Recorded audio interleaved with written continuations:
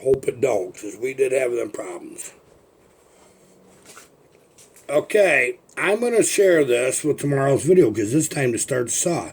Let's see what happens. For whatever reason, my tablet or my phone stayed paused that long, but I'll tell you where we're at. I did fire it.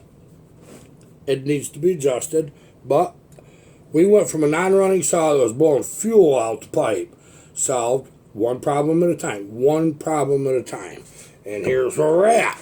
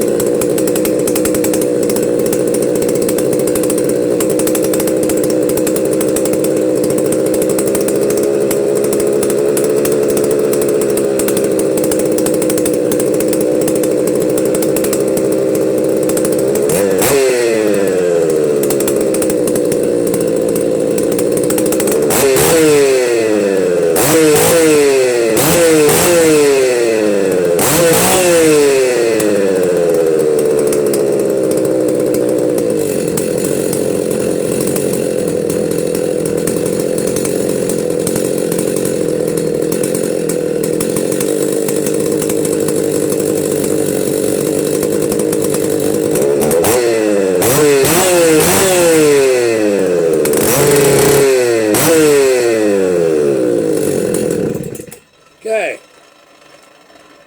Troubleshooting is everything.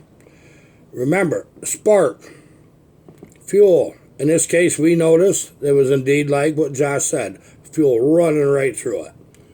Okay, we found a potential air leak on a base gasket. We found a definite leak at the exhaust, between the exhaust and the cylinder. That sucks air back in. That causes another problem. Most importantly, what was stopping this saw from actually being right was the diaphragm was sitting on top of the needle rather than being hooked into it. I hope little videos like this will help you. It was fun to make. It didn't take me a lot of time. I had this video's at a little over 35 minutes. I probably had 15 minutes right over on top.